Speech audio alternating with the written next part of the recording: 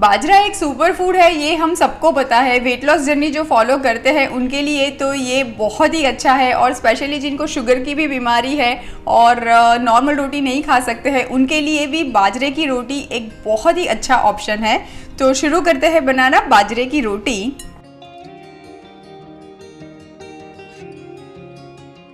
बाजरे की रोटी बनाने के लिए मैंने यहाँ पे 1.5 कप पानी लिया है और इतना ही मैंने बाजरे का आटा लिया हुआ है। पानी को हम गरम करने के लिए रख देंगे।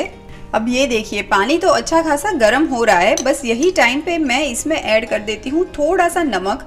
बाजरे की रोटी ना हल्की सी नमक वाली अच्छी लगती है, पर आप अवॉइड करना चाहो तो अवॉइड भी कर सकते हो। और अब मैं ये हीट को टर्न ऑफ कर देती हूँ और इसमें ऐड कर देती हूँ ये बाजरे का आटा। जैसे ही मैंने बाजरे का आटा ऐड कर दिया गर्म पानी में, मैंने ढक्कन लगा दिया है। मैंने बिल्कुल स्टर नहीं किया है। हम 5 मिनट के बाद ये आटे को स्टर करेंगे। 5 मिनट हो चुकी है और अब हम ये आटे को मिक्स करेंगे। अब ये आटे को मैं एक मिक्सिंग बोल में निकाल देती हूँ।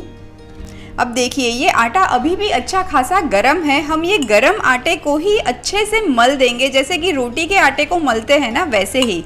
एक्चुअली आप जितना गरम बर्दाश्त कर पाओ ना, उतने गरम में आप ये आटे को मलना शुरू कीजिए। अब ये देखिए, अब हमने बाजरे का आटा तो मल लिया है। अब इसमें से मैं छोटे छोटे पेड़े निकाल लूँगी। अभी हम यहाँ पे वो ट्रेडिशनल बाजरे का बड़ा सा रोटला नहीं बना रहे हैं, हम बाजरे की रोटी बना रहे हैं, तो पेड़ा भी हम उस हिसाब से ही काटेंगे। ये देखिए अप्रोक्सीमेटली हम इतना एक छोटा सा पेड़ा बना देंगे। तो अब जाके हम ये बाजरे की रोटी बेलते हैं। आप देख सकते हैं कि मैंने सारे जो पेड़े हैं एक साथ नहीं बनाए हैं। बाजरे का जो आटा है इसको आप नॉर्मल गेहूं के आटे की तरह नहीं ट्रीट कर सकते हैं। इतना वाला जो बच गया है उसको वापस से मैं मलूंगी और फिर मैं उसके पेड़े बनाऊंगी। अभी मैंने बेलने के लिए सूखा आटा भी बाजरे का ही लिया है। जब भी रोटी बनाने की शुरुआत करें तभी एक बार वापस से ये जो पेड़ा है उसको हम हाथ से वापस मल लेंगे और सूखा आटा लगा के हम फिर बेल लेते हैं। ये जो बाजरे की रोटी बेलने का काम है ये आपको बहुत ही हल्के हाथों से करना है, ज़रा भी वज़न नहीं देना है। और ये एकदम गेहूं की रोटी की तरह पतली नहीं बेलेंगे, थोड़ी सी हल्की सी मोटी रखेंगे। चलिए अब बारी है ये रोटी को सेकने की।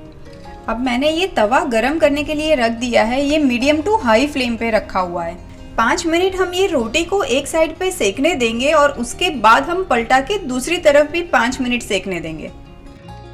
दूसरी तरफ पलटाने के बाद आप एकदम कोई भी एक अच्छा सा किचन टॉवेल लेके ये रोटी को हल्के हल्के से प्रेस करते हुए सेक सकते हैं। आप कहीं कहीं पे देखेंगे ये रोटी थोड़ी थोड़ी सी फूलना भी शुरू हो जाएगी। ये देखिए ये जो बाजरे की रोटी है ये फूलना भी शुरू हो गई है। ऑफ कोर्स ये गेहूं के आटे की तरह एकदम फूल के बॉल जैसी नहीं बनेगी, पर ये फिर भी बहुत अच्छे इसमें बीच में एरेशन भी आता है। अब आप देखिए ये जो बाजरे की रोटी है आज मैं इसको इंडक्शन पे ही बना रही हूँ, और इसको गैस पे भी बना सकते हैं, इंडक्शन पे भी बना सकते हैं, इतनी ही टेस्टी बनती है। और ये रोटी को पर्सनली मैं गैस पे सीधा सेकना प्रीफर नहीं करती हूँ। ये लीजिए मज़ेदार सी बाजरे की रोटी तो बनके तैयार है और इसको मैं प्लेट में ले लेती हूँ। और जैसे ही बाजरे की रोटी बन जाती है इसके ऊपर मैं घी लगाती हूँ। बाजरा एंड घी बहुत ही अच्छा कॉम्बिनेशन है। तो लीजिए तैयार है गर्मा गर्म बाजरे की रोटी, जिसको आज मैं सर्व कर रही हूँ एकदम ही स्पाइसी टमाटर की चटनी के साथ।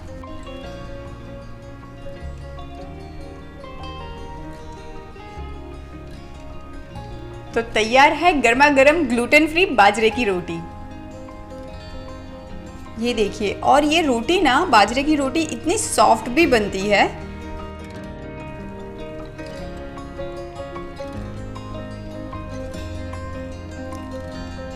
इतनी मज़ेदार लगती है ना ये रोटी। और जब बाजरे की रोटी पकती है इतनी अच्छी खुशबू फैल जाती है ना किचन में, सुपर।